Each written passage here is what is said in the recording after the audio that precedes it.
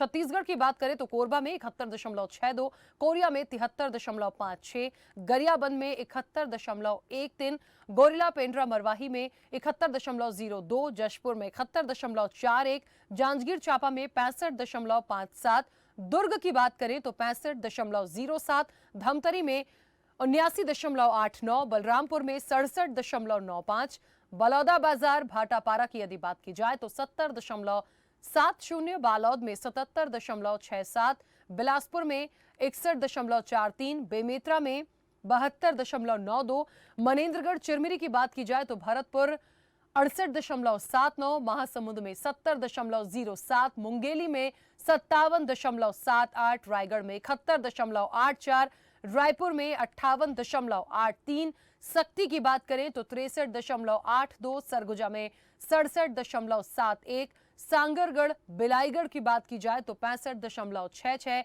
सूरजपुर में 67.36% मतदान हुआ है। आपको बता दें कि इस विधानसभा चुनाव में कई दिग्गजों ने अपना पूरा दम दिखाया। कोशिश दोनों ही दलों की रही कि छत्तीसगढ़ के रण में उसकी विजय हो। कांग्रेस की बात करें तो भूपेश बघेल के साथ ही तमाम कांग्रेसियों का दावा है कि 75 से ज्यादा सीटों पर उनकी सरकार बन रही है। वहीं भाजपा भी सत्ता में वापसी का दावा कर रही है। बात दूसरे चरण में दिग्गजों की सीटों की करें तो Bhupesh Baghel, TS Singhdeo, doctor Charandas Mahant, Ravindra Choubey, doctor Shiv Dahariya, Tamradhwaj Sahu, Amarjeet Singh Bhagat, Umesh Patel, गुरु रुद्र कुमार, धनेन्द्र साहू, अमितेश शुक्ल, अनिला भेड़िया, छाया वर्मा, पंकज शर्मा, विकास उपाध्याय, कुलदीप जुनेजा, अरुण वोरा, अरुण साव, नारायण चंदेल, धर्मलाल कौशिक, विजय बघेल, रेणुका सिंह, ब्रिजमोहन अग्रवाल, राजेश मूणत, अजय चंद्राकर, विष्णुदेव साय, गोमती साय, प्रेम प्रकाश पांडे, राम विचार नेताम, ओपी चौधरी, ननकीराम कंवर, अमर अग्रवाल के नाम भी शामिल है। इन दिग्गजों ने पोलिंग बूथ पर पहुंचकर अपने मताधिकार का प्रयोग भी किया।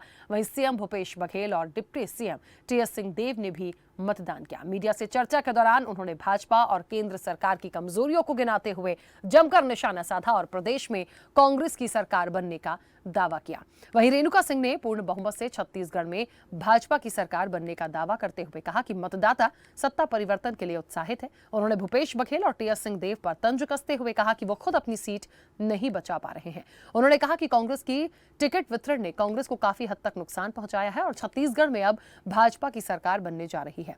अब जनता ने अपना फैसला सुना दिया है। अब नतीजों की तारीख जो होगी वो 3 दिसंबर है, जिस दिन सभी के भाग्य का फैसला होगा और तय होगा कि छत्तीसगढ़ में जनता किसके पक्ष में मतदान किया है जनता ने और प्रदेश में किसकी सरकार बन रही है। अब ये देखने वाली बात होगी। इसी मुद्दे पर हम चर्चा को भी आगे बढ़ाएंगे, लेकिन उससे पहले आज कुछ प्रतिक्रिया भी आई हैं और किसके क्या दावे हैं वो आपको सुनाते हैं।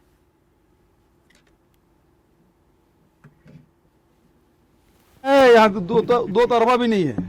भतीजों से कोई परेशानी नहीं है। अरे कोई परेशानी, यहाँ तो एक तरफा मामला। मैंने कहा ना, मैं चुनाव नहीं लड़ रहा हूँ पाटन में। यहाँ के कार्यकर्ता, यहाँ के मतदाता खुद लड़ाई लड़ रहे हैं। आप मामला एक तरफ भी कह चुके हैं सीएम साहब के रिश्ते में तो हम तुम्हारे लगते हैं, मतलब हाँ बोलो बोलो बोलो तो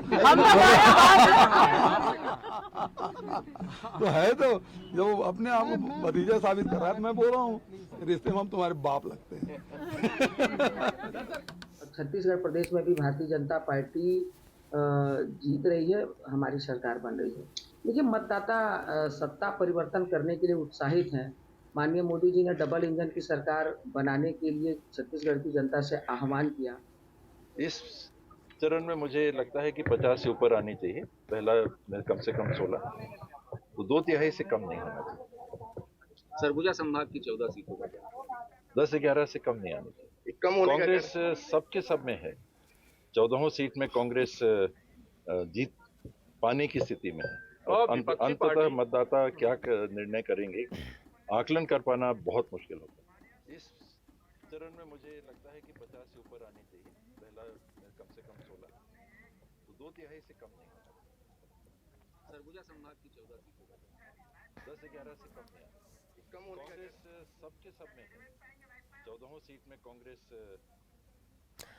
तो छत्तीसगढ़ की 70 सीटों पर दूसरे चरण का जो मतदान हुआ वो संपन्न हो चुका है। इस वक्त हमारे सहयोगी राहुल पाली हमारे साथ रायपुर से जुड़ गए हैं।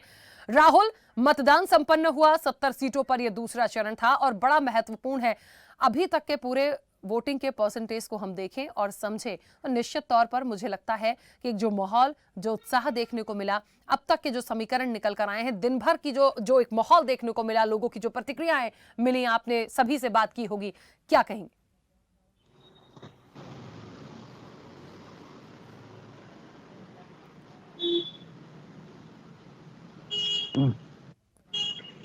राहुल, मेरी आवाज पहुंच रही है आप तक?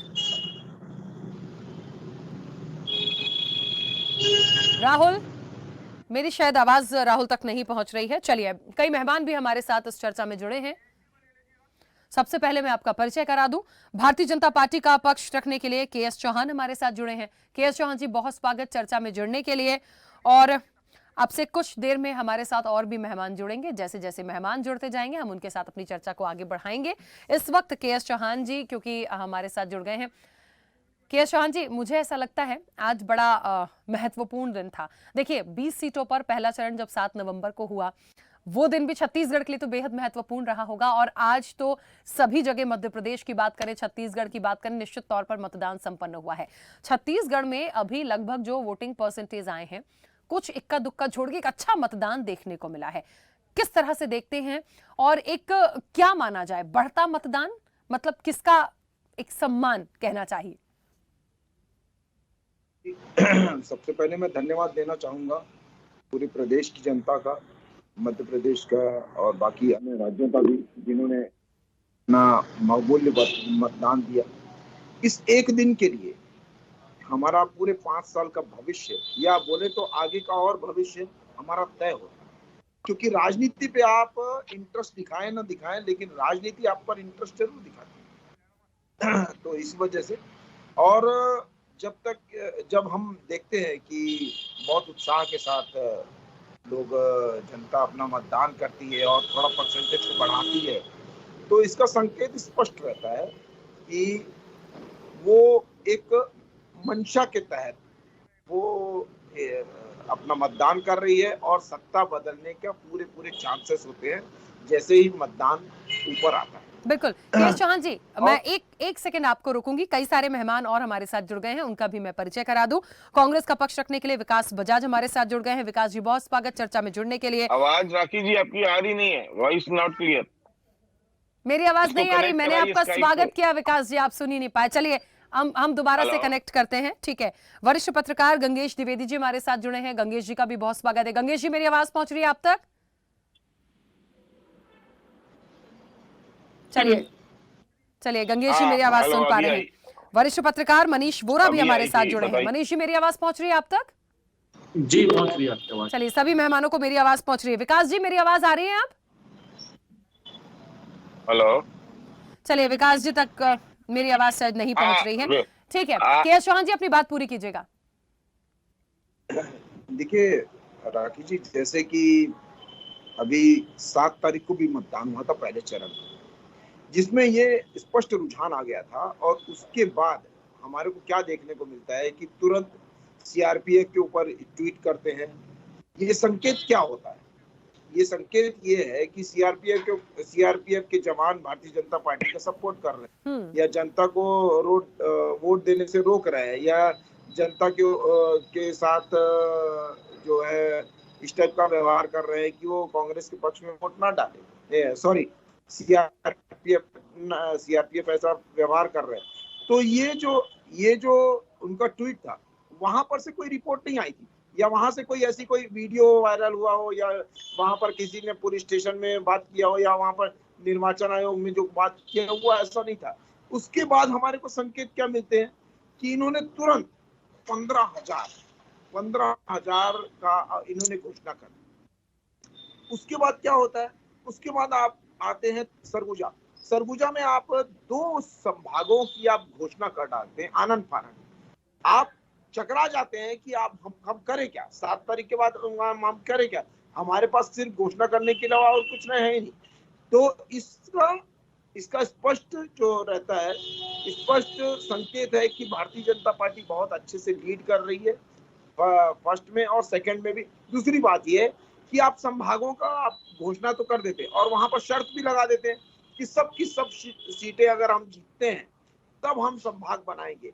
उसके बाद आप क्या करते हैं कि आप ये भी देखिए कि आपने 6 जिले आपने घोषणा की, जिसमें 30 से 35 करोड़ रुपए लगता है राखी जी।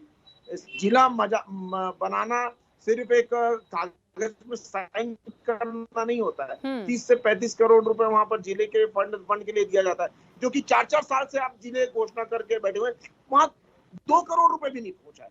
तो इसको क्या समझे। और 15,000 की जो आपने घोषणा की, 15,000 की जो घोषणा की, उसमें महिलाएं क्या देखती हैं कि आपने 500 सम्मान निधि नहीं दिया, आपने 1500 वृद्धा पेंशन नहीं दिया, आपने स्व सहायता समूह की कर्जा महिलाओं का कर्जा माफ नहीं किया, तो आप 15,000 रुपए कैसे देंगे।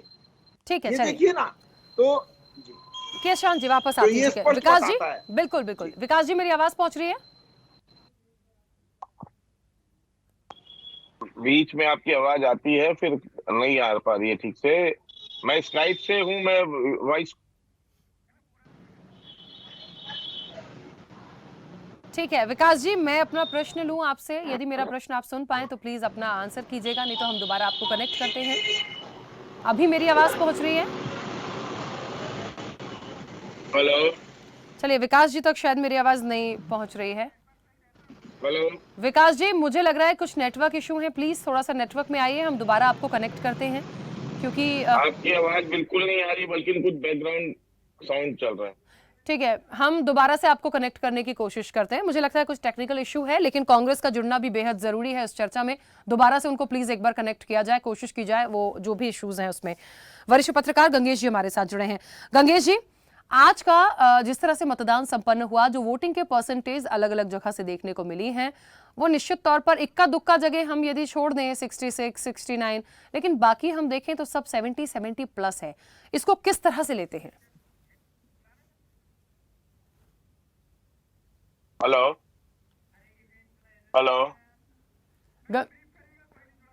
चलिए, अभी शायद मेरी आवाज गंगेश जी तक भी नहीं पहुंच रही है, लेकिन दोबारा से उनको कनेक्ट करने की कोशिश करेंगे। आपको बता दें कि छत्तीसगढ़ में दूसरे चरण का आज मतदान था, 70 सीटों पर वोट डाले गए हैं, और निश्चित तौर पर जो एक वोटिंग का परसेंटेज निकल कर आया है, उसमें इक्का दुक्का जगह को यदि छोड़ दिया जाए तो जो एक एवरेज निकल कर आया है उसको दो तरह से लिया जा सकता है। देखिए, कहा जाता है कि एक तरफ ठीक है, बहुत सारी चीजें हो गई हैं, और दूसरी तरफ बड़ा महत्वपूर्ण होता है कि यदि कम है वोटिंग ऑफ परसेंटेज तो उसको किस तरह से लिया जाए। तो बेहद महत्वपूर्ण ये तमाम चीजें हैं, इसको किस तरह से करना है।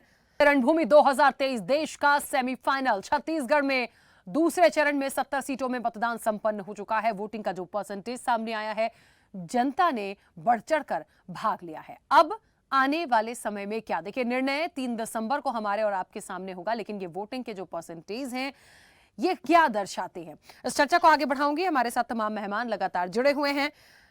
के.एस. चौहान जी ने अपनी बात रखी थी। विकास जी, मेरी आवाज पहुंच रही है? धन्यवाद। बिल्कुल विकास जी, वोटिंग का जो परसेंटेज आया है, और अभी तक कुछ इक्का दुक्का जगहों को यदि छोड़ दिया जाए 70 प्लस ही गया है, किस तरह से लेते हैं? बीजेपी कह रही है उनके प्लस में जाएगा। छत्तीसगढ़ महतारी को वंदन, छत्तीसगढ़ के सभी मतदाताओं को सादर प्रणाम। जो उन्होंने भरोसा जताया कांग्रेस पार्टी के ऊपर, ये भरोसे का मतदान है।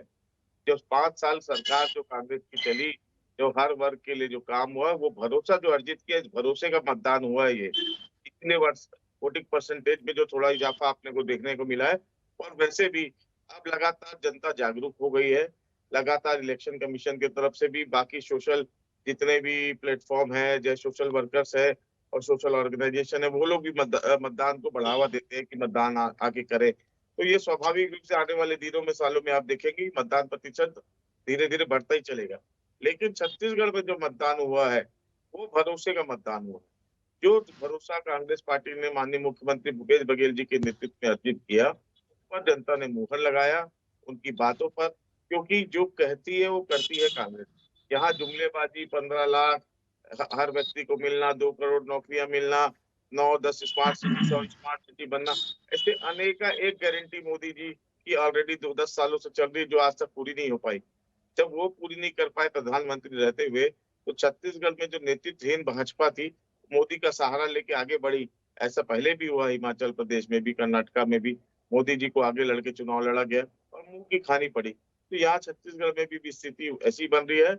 मैं छत्तीसगढ़ की पूरी 3 करोड़ जनता और 2 करोड़ 2 लाख मतदाताओं को आभार व्यक्त करता हूँ कांग्रेस पार्टी की तरफ से कि आपने जो भरोसे के साथ मतदान किया, जो भरोसे का मतदान किया, उसके लिए आप बधाई के पात्र हैं और धन्यवाद आपको देते हैं कांग्रेस पार्टी। बिल्कुल, गंगेश जी भी हमारे साथ जुड़े हैं। गंगेश जी, क्योंकि चलिए, गंगेश जी हमारे साथ नहीं जुड़े हैं, मनीष वोरा जी हमारे साथ जुड़े हैं।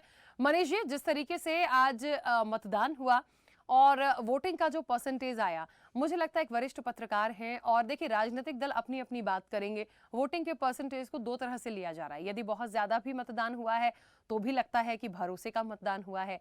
दूसरी तरफ से यदि हम देखें तो एंटी इनकम्बेंसी को भी हम देख सकते हैं कि क्या एक विरोध में चली गई हैं चीजें। 2-3 चीजें हैं जो बड़ी गंभीरता से इसको लेने की जरूरत है। आपके नजरिए से ये क्या दर्शाता है?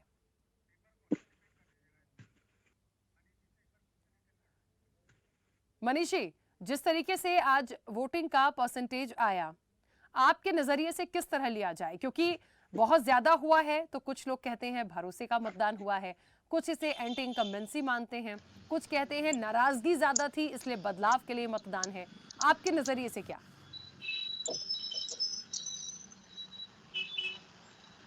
आवाज नहीं जा रही। मनीषी, मेरी आवाज पहुंच रही है आप तक? जी मनीषी, मेरा प्रश्न सुना हो तो प्लीज अपना आंसर कीजिएगा। मैं आपका प्रश्न नहीं सुन पाया हूं, दोबारा मैं फिर से बोल रही हूँ मनीषी, क्योंकि मैंने 2 बार अपना क्वेश्चन लिया, शायद मेरी आवाज नहीं पहुंची है।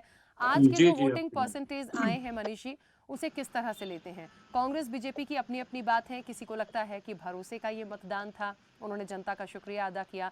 किसी को लगता है एंटी इनकम्बेंसी है, किसी को लगता है विरोध ज्यादा था इसलिए परिवर्तन करने के लिए बहुत बढ़ चढ़कर मतदान हुआ है। आपके नजरिए से क्या? देखिए, अभी तक जो परसेंटेज जो चुनाव आयोग ने जो जारी किया 5 बजे तक का, उसके हिसाब से 68.15% पोलिंग अभी दिखा रहा है। और इसमें जो हम देखें जिला वाइज पोलिंग को यदि हम देखें तो बालोद में लगभग 73% का पोलिंग दिख रहा है और सबसे हाईएस्ट पोलिंग दिख रहा है धमतरी में 79.89%। तो ये जो क्षेत्र है जहाँ पर सबसे ज्यादा पोलिंग दिख रहा है धमतरी और बालोद, और उसके बाद सबसे ज्यादा पोलिंग दिख रहा है रायगढ़ में 75.86%। तो देखिए, ये जो पोलिंग का जो परसेंटेज है, और इसमें सबसे बड़ी चीज एक और कि राजधानी रायपुर की जो पोलिंग का परसेंटेज है वो लगभग 58.83 के आसपास आ रहा है। उसमें सबसे कम वोटिंग यदि हम देखें तो राजधानी रायपुर में दक्षिण विधानसभा में दिख रही है, वो 52.11% का पोलिंग दिख रही है। और ये जो पूरा स्थिति बता रहे थे, शहरी क्षेत्र में पोलिंग का जो परसेंट है वो कम है और ग्रामीण क्षेत्र में पोलिंग का परसेंट ज्यादा है। तो इसमें आपको चीज ये देखने को मिलती है कि देखिए, जो भी हुआ है, दोनों दलों ने घोषणा करी है, इसमें चाहे कर्नाटक की घोषणा कांग्रेस ने करी हो या भाजपा और कांग्रेस दोनों ने मिलकर किसानों को बोनस देने की बात करी है, तो ग्रामीण क्षेत्रों को लेकर के, किसानों को लेकर के बड़ी बड़ी घोषणाएं हुई है। जैसे दूसरी बच्चों एक और भी महिलाओं को लेकर भी बड़ी घोषणाएं हुई है। तो ये जो चीजें हैं, जब एक्चुअल ट्रेंड निकल करके आएगा तब पता चलेगा कि महिलाओं ने कितना परसेंट इसमें वोट किया है। वो अभी एग्जैक्ट निकल करके नहीं आया है, लेकिन जो शहरी क्षेत्रों में पोलिंग का कम होना और ग्रामीण क्षेत्रों में पोलिंग का ज्यादा होना, ये सीधे तौर पे अभी जो वर्तमान आंकड़े आ रहे हैं उसको देख करके ऐसा लगता है कि ये दोनों ही दलों ने जो घोषणा करी थी किसानों को लेकर के और उसको लेकर के, ये उसका असर सीधे तौर पे यहाँ पर देखने को मिल रहा है। और हो सकता है कि इसमें कर्ज माफी का जो बड़ी बात कांग्रेस ने करी थी, जिसको भारतीय जनता पार्टी के घोषणा पत्र में नहीं है, वो एक बड़ा असर यहाँ पे डालता हुआ दिख सकता है। बिल्कुल। अच्छा, एक बात और है मनीष जी, कहीं ना कहीं जो मुद्दे आए और जो एक वादे किए गए, कुछ ऐसी भी बातें थी जो बीजेपी ने बड़ी गंभीरता से उठाई थी विपक्ष में होने के नाते। शराबबंदी जैसे मुद्दे हुए, कर्ज माफी कांग्रेस ने कही है, आवास बनाने की बात की। देखिए, जो अभी एक वादा किया गया, देने की जो बात की गई, वो एक अलग बात होती है। जो पहले के पुरानी चीजें थी जिनको पहले बोल के आए थे, उसमें से कितना हुआ कितना नहीं हुआ, इन सारी चीजों का एक जो निचोड़ है उसको देख के लगता है आपको वोटिंग हुई है या फिर एक मौका कांग्रेस को देने के लिए हुई है? मैं ये सवाल इसलिए भी ले रही हूं क्योंकि जो इलेक्शन हुआ वो कांग्रेस और बीजेपी तो ठीक है, एक तरफ की बात है, लेकिन भूपेश वर्सेस पीएम मोदी हो गया। हाँ, मेरी तुम्हारी आवाज क्लियर है। मनीष जी, मेरा प्रश्न सुना? मैं आखिरी का मैंने सुन पाया, कुछ डिस्टर्बेंस आया उसमें, मुझे आखिरी का दोहराएंगे आप? मैं पूरा प्रश्न तो मैंने सुन लिया आपका। ठीक है, क्या मानते हैं, मैंने लास्ट में यही पूछा कि कांग्रेस और बीजेपी के बीच ये मुकाबला हुआ या भूपेश वर्सेस पीएम मोदी हुआ? देखिए, मैं आपकी सेकंड बात से इत्तेफाक रखता हूँ कि भूपेश वर्सेस मोदी हुआ। इसका सबसे बड़ी चीज ये कि देखिए भारतीय जनता पार्टी ने बड़ी चतुराई से इस गेम को खेला, और केवल छत्तीसगढ़ में नहीं बाकी भी 4 राज्यों में इस गेम को बड़ी चतुराई से खेला कि वो स्थानीय नेतृत्व को एक तरफ किनारे करके सीधे तौर पे जो भाजपा का सबसे बड़ा ब्रांड है, जो मोदी ब्रांड है, उसको लेकर के भारतीय जनता पार्टी आई और उसमें वो कामयाब रही कि Modi versus Bhupesh, Modi versus Gehlot, Modi versus जो है कमलनाथ, तो इस तरीके की जो चीजें उसने करी है ये सीधे तौर पे उस पर कामयाब रही है और अपना सबसे बड़ा ब्रांड जो है मोदी, उसको बिल्कुल ठीक है। जी मनीष जी, कुछ डिस्टरबेंस आ रहा है, फिर से बोलिएगा। जी देखिए, मैंने कहा ये कि जब आपने जो सेकंड बात कही कि हाँ। मोदी वर्सेस भूपेश, जब मैं इस बात से इत्तेफाक रखता हूं कि मोदी वर्सेस भूपेश को करने में भारतीय जनता पार्टी सफल रही है, और सीधे तौर पे भारतीय जनता पार्टी का जो सबसे बड़ा ब्रांड, सबसे बड़ा चेहरा है वो है नरेंद्र मोदी का, और उसको वो चुनाव में लाने में कामयाब रही, न केवल छत्तीसगढ़ में बल्कि अन्य राज्यों में भी उसको लाने में वो बड़ी चतुराई से कामयाब रही है। स्थानीय मुद्दे, चाहे वो विकास की बात हो, चाहे जैसा कि आपने पहले कहा कि जो स्थानीय मुद्दे थे, जो पहले की गई घोषणाएं थी, उनको लेकर के कितना पूरा हुआ कितना नहीं हुआ, उनको लेकर के जो बात होनी चाहिए थी, वो सारी बातें एक तरफ रह गई, और सीधे तौर पे ये चुनाव जो है वो भूपेश वर्सेस मोदी को देखने को मिला है। और जो बातें आप कर रही थी, जो घोषणाएं पूरी नहीं हुई, उसमें सबसे बड़ी बात थी संपत्ति कर माफ करने की बात कांग्रेस ने करी थी, उसको नहीं किया। शराबबंदी की बात कांग्रेस ने करी थी, उसको लेकर के गोलमोल जवाब दिया। और उससे बड़ा मुद्दा एक और था, वो था छत्तीसगढ़ के राजधानी रायपुर में जो स्काई वॉक बना था, स्काई वॉक को लेकर के भी बड़ी तेजी से कांग्रेस ने जो है वो आक्रामक रूप अपनाया था भारतीय जनता पार्टी के शासन के समय, और एक एक्सप्रेस वे, उसको लेकर भी बड़ा आक्रामक रूप अपनाया था, और इन दोनों मुद्दों को लेकर के वो जनता के बीच में गई थी, और वहां पर उसको बड़ा जनता का सपोर्ट मिला था कि इसमें बड़े पैमाने पर भ्रष्टाचार हुआ है। लेकिन सरकार आने के बाद न तो उस दोनों चीजों पर कोई निर्णय हो पाया, और नहीं उस पर किसी भ्रष्टाचार को लेकर के कोई कार्रवाई हो पाई। इसके साथ साथ दूसरी महत्वपूर्ण चीज ये कि मोदी बनाम भूपेश करने का जो भाजपा की चाल थी, उसमें कांग्रेस पूरी तरीके से मुझे आती दिख रही है, और इसका जो परिणाम है वो देखिए, वो देखने को भी मिलेगा कि देखिए ग्रामीण क्षेत्रों में बड़ी संख्या में जो मतदान हुआ है वो कहीं न कहीं इस ओर इशारा करता है कि किसानों के लिए और जो महिलाओं के लिए घोषणाएं की गई हैं, उसका असर जो है सीधे तौर पे देखने को मिल रहा है। बिल्कुल ठीक बात है। के एस चौहान जी, बहुत सारी बातें हैं, देखिए वरिष्ठ पत्रकार हैं, उनका अपना एक अलग आकलन है। देखिए निर्णय जनता को देना है, लेकिन ये बात बिल्कुल सच है कि ये वाला जो इलेक्शन हुआ, ये वो भी इत्तेफाक इस बात से रखते हैं कि भूपेश वर्सेस मोदी हुआ। और बीजेपी को इससे कितना फायदा मिलेगा, क्योंकि आरोप प्रत्यारोप से हटकर किसने कितना दिया, किसने नहीं दिया, किसके क्या वादे थे, पुराने वादे क्या थे, नई घोषणाएं क्या थी, इन सब का समावेश एक तरफ हुआ और ये चेहरे एक तरफ हुए। राखी जी, जब हम किसी एक चेहरे का नाम लेते हैं या कोई फेमस पर्सनालिटी या बड़ी पर्सनालिटी को बोलते हैं, तो उसके पीछे के काम, उसके पीछे के व्यवहार, उसके पीछे का नेचर ये देखा जाता है। तो ये भूपेश वर्सेस मोदी से ज्यादा अच्छा होगा कि नाम वर्सेस या गारंटी वर्सेस नॉन गारंटी, या भरोसा वर्सेस अनाचार, या दूसरी चीजें जो हम बोल सकते हैं वो बोल सकते हैं। क्योंकि अगर हम मोदी जी का नाम लेते हैं, मोदी की गारंटी बोलते हैं, तो मोदी की गारंटी ये है कि काम की गारंटी है, क्योंकि उस चीज की हिस्ट्री देखी जाती है। के एस चौहान जी, लेकिन गारंटी तो इस बार सबने दे दी। गारंटी आम आदमी पार्टी भी दे रही थी, गारंटी कांग्रेस भी दे रही, गारंटी बीजेपी भी दे रही। अब किसकी गारंटी को कितना विश्वास किया जाए? राखी जी, अगर आप ये बोलते हैं कि हम 15,000 देंगे, तो पहले आपको 500 का वादा पूरा करना चाहिए था। 1500 विधवा पेंशन, ये आप याद रखिएगा, विधवा लोगों का पैसा इन्होंने खाया है। इन्होंने विधवा लोगों से गलत कमिटमेंट किया है। विधवा पेंशन इन्होंने अपने घोषणा पत्र में बोला था, जिसको नहीं दिया। 1500 विधवा पेंशन, स्व सहायता समूह का कर्जा माफ आपने नहीं किया है, महिलाओं का कर्जा माफ नहीं किया, और वृद्धा पेंशन आपने नहीं दी, 200 फूड पार्क आपने नहीं दिए, HRA आपने समकक्ष केंद्र के समकक्ष नहीं किया, आपने आउटसोर्सिंग नहीं रोकी, आपने लोकपाल बिल नहीं लाया, आपने शराबबंदी नहीं की, आपने अनियमित कर्मचारी को नियमित नहीं किया, आपने नई भर्तियां नहीं दी, आपने जो बिजली बिल हाफ बोला था वो आपने 400 यूनिट में रोक दिया, आपने जो कर्जा माफी की बात बोली थी किसानों की, उसमें मध्यकालीन और दीर्घकालीन नहीं किया। अल्पकालीन में भी आपने अपेक्स बैंक और राष्ट्रीयकृत बैंक को छोड़ दिया। 23 लाख किसान रजिस्टर्ड हैं, तो 13 लाख किसानों को दिया। 13 लाख में भी 9,50,000 पहले साल दिया और लास्ट साल 13,16,000 को दिया।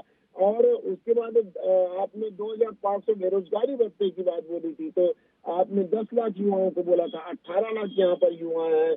और उसके बाद आप कितनों को देते हैं, तो 1,16,473 लोगों को देते हैं। आपने 6,47,000 मकानों का पीएम आवास का 10,000 करोड़ रुपए छत्तीसगढ़ के अकाउंट में आता है केंद्र सरकार का। केंद्र राज्यांश आता है, राज्यांश आप नहीं भर पाते हैं। और उसके बाद 47,000 का वादा करते हैं अपने राहुल बाबा को ऊपर करके। 47,000 लोगों को हम बोलते हैं कि हम किसान कर्ज आवाज माफी का देंगे, लेकिन फायदा उसमें भी कांग्रेस को आप मिल बोलते सकता है, हैं। ऐसा कहा जा रहा है। नहीं, अरे ये क्या बात होती है? अब राखी जी जब ये घोषणा पत्र कर रहे थे, तो एक पत्रकार उनसे पूछता है कि आपने पुराने जो वादे किए थे शराबबंदी के, तो वो उसका क्या हुआ? तो वो बोले वो तो ऑन है। तो इसका मतलब क्या हुआ? ये जो आप मैनिफेस्टो करते हैं, ये 5 साल के लिए था आपका, न कि आगे के लिए था। दूसरी बात, आप जो अभी जो 20 घोषणाएं लाए, उसको भी आप अगले बार बोल रहे हैं कि ये तो हमारा अगली बार का था। तो ये 5 साल का ये कमिटमेंट होता है। और 5 साल में भी आप कितने दिन में आप पूरा करेंगे? अगर हम बोलते हैं कि अगर हम 1 लाख भर्तियों को करेंगे, तो हम उसमें 2 साल के लिए टाइम बोलते हैं। हम बोलते हैं अगर, और हम इसलिए बोलते हैं कि हमने 2,15,000 रमन सिंह की सरकार में 2,15,000 लगभग अनियमित कर्मचारियों को नियमित किया है, तब हम ये इस चीज की गारंटी लेते हैं। अगर हम बोलते हैं कि 10 लाख आयुष्मान का कार्ड का हो जाएगा, तो 5 लाख आयुष्मान का कार्ड हमने दिया है। 58 लाख लाभार्थी छत्तीसगढ़ के यहाँ पर उसका फायदा उठा रहे हैं। अगर हम बोलते हैं कि 18 लाख हम पीएम आवास बना के देंगे, तो 2 करोड़ पूरे भारत में आवाज बने हैं, तब हम बोलते हैं। अगर हम बोलते हैं कि धान का रेट 3100 होगा और वो एक मुश्त मिलेगा, ये बहुत जरूरी बात है, 65,100 रुपया पर एकड़ एक मुश्त मिलेगा, तो इसकी गारंटी ये है कि हमने 80% जो पहले धान खरीदी होती थी उसमें पैसा दिया है, जिसकी पुष्टि सदन में हुई है, अमरजीत भगत ने की है। 62,000 जो पेमेंट हुई थी, उसमें 51,000 करोड़ रुपया केंद्र का था और 11,000 करोड़ रुपया राज्य का है, ये उन्होंने पुष्टि की है। ये सभी चीजें जब हम बोलते हैं, एक एक चीज जो हम बोले हैं, उसकी पीछे उसकी हिस्ट्री है, हमने कुछ करके दिखाया है। आपने क्या किया? आपने 7 तारीख, जो मैंने पहले भी बताया आपको, 7 तारीख के बाद इन्होंने जो घोषणा की, उसके बाद आपने उसका इम्प्लीमेंटेशन नहीं किया। आप बोलते हैं कि हमने नर्मदा में गुड़िया बनी बनाया, वो अभी धरातल में नहीं है। 4,948 जब हम गौठानों का करते हैं, हम सर्वे करते हैं, तो वहाँ पर एक भी गौठान नॉर्म्स में नहीं दिखते हैं। ठीक है, तो चलिए। ये आपकी कतरी और करनी है। के चौहान जी, ठीक है, वापस आऊंगी। विकास जी, मेरी आवाज पहुंच रही है? विकास जी, आवाज मुझे लग रहा है कुछ टेक्निकल इशू है। हम काफी देर से कनेक्ट करने की कोशिश कर रहे हैं और मुझे लगता है उनकी प्रतिक्रिया बहुत जरूरी थी यहाँ पर, बट ठीक है, किसी वजह से वो कनेक्ट नहीं हो पा रहे हैं। मनीष जी, और मुझे बड़ा महत्वपूर्ण लग रहा है, देखिए पक्ष विपक्ष अपनी बात करेंगे और जैसा कि मैंने कहा, एक दूसरे की कमियों को बताएंगे, और खूबियां तो कोई नहीं बताता, कमियां ही बताएंगे। लेकिन छत्तीसगढ़ की जनता ने जिस तरीके से आज वोटिंग की है, ग्रामीण क्षेत्रों की बात कर लें, निश्चित तौर पर मुझे लगता है ये वो तबका है या जनता जो है, बहुत बड़े बड़े जब प्रोजेक्ट्स की बात होती है, शायद उनको लगता है वक्त लगेगा, होगा या नहीं लगेगा, लेकिन उस चीज पर ज्यादा फोकस करती है जो डायरेक्ट उनसे कनेक्ट करती होती है। जैसे एक बात आपने किसानों को लेकर बोली थी, किसानों का मुद्दा हो, महिलाओं का मुद्दा हो, रोजगार का मुद्दा हो, बिजली, शिक्षा, पानी, ये वो मुद्दे हैं जो स्थानीय मुद्दे होते हैं और इनसे रिलेटेड किसी भी योजना का यदि उनको कंटिन्यूसली लाभ मिला है और वो सीधे कनेक्ट करती हैं जहां उनकी अप्रोच हो, उस आम तबके की अप्रोच हो, मुझे लगता है वो उसका प्लस उस पार्टी को जाता है। तो इस नजरिए से यदि हम देखें तो बीजेपी ने भी 15 साल काम किया, यहाँ 4 साढ़े 4 साल भूपेश सरकार को भी मिले हैं, तो क्या एक बार फिर से कमल खिलने की उम्मीद दिखती है या फिर भूपेश का जो भरोसा एक चला छत्तीसगढ़ में उस पर कायम रह सकते हैं? एक आकलन। कुछ नहीं कह पाऊंगा, लेकिन हाँ एक चीज ये जो है कि दोनों अभी सबसे बड़ी सिचुएशन ये है कि दोनों ही दलों ने लगभग समानांतर घोषणाएं करी हैं। हाँ। एक किसान का कर्ज माफी को हम किनारे कर दें तो बाकी सारी घोषणाएं भारतीय जनता पार्टी ने भी करी और कांग्रेस ने भी करी है। तो घोषणाओं के लेवल पर यदि हम बात करें तो दोनों ही दलों ने समान घोषणाएं करी है। अब देखना यह है कि सबसे महत्वपूर्ण चीज ये है कि जनता को देखिए, दोनों ही दल की घोषणाएं जनता को सीधे कनेक्ट करती है। जहां भारतीय जनता पार्टी ने ये कहा है कि हम 1 एकड़ में 21 क्विंटल धान खरीदेंगे, वहीं कांग्रेस ने इस बात को कहा है कि हम 1 एकड़ में 20 क्विंटल धान खरीदेंगे। इन्होंने कहा हम 31 रुपए में खरीदेंगे, उन्होंने कहा 32 रुपए में खरीदेंगे। तो इस प्रकार देखिए सारी घोषणाएं, इन्होंने बिजली बिल 200 यूनिट तक माफ करने की बात करी है, उसके बाद हाफ करने की बात करी। तो इस प्रकार की जो तमाम योजनाएं ये सीधे तौर पे जनता से कनेक्ट करती है। 12,000 रुपए यदि सीधे महिलाओं के खाते में जाने की बात है तो वो भी लोगों को सीधे तौर पे कनेक्ट करती है। तो ये जो तमाम घोषणाएं जनता को सीधे तौर पे कनेक्ट तो करती है, मगर इसमें सबसे महत्वपूर्ण चीज ये है कि जनता विश्वास किस पर करे। दोनों दल उस बात को कह रहे हैं। इसमें सबसे महत्वपूर्ण चीज एक और ये भी है कि ये जो घोषणाएं आप लोगों ने करी उसको पूरा करने के लिए आप वित्तीय संसाधन कैसे जुटाएंगे, ये सबसे महत्वपूर्ण सवाल है। क्योंकि ऑलरेडी छत्तीसगढ़ एक बड़े कर्ज के बोझ के तले दबा हुआ है। उसके बाद फिर ये इतनी बड़ी बड़ी घोषणाएं और उन घोषणाओं को पूर्ति करने के लिए वापस धन की आवश्यकता, तो उस धन को आप कहां से लाएंगे, इस बात का जवाब कोई भी दल नहीं देता है। सीधे तौर पे इस बात का जवाब देने से दोनों दल किनारा करते हैं। लेकिन ये बहुत महत्वपूर्ण सवाल है, यदि आप बड़ा कर्ज और छत्तीसगढ़ पर लादते जाएंगे तो मुझे लगता है कि आने वाले समय में इस कर्ज का जो भुगतान है वो छत्तीसगढ़ की जनता को करना पड़ेगा, और उस जनता को करना पड़ेगा जो जनता सीधे तौर पे आपको मतदान कर रही है। तो ये इसमें देखा सीधी चीज ये है कि जनता इस बात को समझे कि जो कुछ भी उसको फ्री में मिल रहा है वो केवल फ्री में नहीं मिल रहा है, उसके एवज में उसको बहुत कुछ देना पड़ सकता है। बिल्कुल, चलिए, और निश्चित तौर पर अब मतदान तो हो गया, नतीजों का इंतजार है और 3 तारीख का इंतजार रहेगा। पूरी पिक्चर मुझे लगता है क्लियर हो जाएगी। अब बस थोड़ा सा ये है, अंदर ही अंदर आत्ममंथन चलता रहेगा कि वोटिंग परसेंट इससे थे, इस क्षेत्र से इतना हुआ, इस बूथ से इतना आया। वो आकलन प्रत्याशी और राजनीतिक दल करते रहेंगे, लेकिन नतीजे हमारे और आपके सामने 3 दिसंबर को होंगे। विकास जी, क्योंकि समय तो हो गया है, पर मेरी आवाज पहुंच रही है? नहीं, विकास जी अभी भी मुझे नहीं सुन पा रहे हैं। बहुत जरूरी था उनका भी पक्ष रखना, क्योंकि फिलहाल तो छत्तीसगढ़ में उनकी सरकार है और बड़े वो खुश भी थे कि आज जो वोटिंग परसेंटेज आया। खैर ठीक है, आप सभी मेहमानों का बहुत शुक्रिया इस चर्चा में जुड़ने के लिए। निश्चित तौर पर देखिए, रणभूमि 2023 देश का सेमीफाइनल है, और इसलिए क्योंकि इसके बाद 24 है और 24 में बहुत सारी तस्वीर साफ होगी जो मध्य प्रदेश और छत्तीसगढ़ से बनकर निकलेगी। तो आखिर किसका राज तिलक होगा, कौन जीत का सेहरा पहनेगा, जनता ने आज क्या निर्णय दिया है अपने मतदान से, ये 3 दिसंबर को खोलेगा। चर्चा में फिलहाल इतना ही। बहुत छोटे से ब्रेक के लिए यहां पर रुक रहे हैं। ब्रेक के बाद भी देश का सेमीफाइनल जारी रहेगा। बने रहिए स्वदेश न्यूज के साथ, सबसे पहले देश।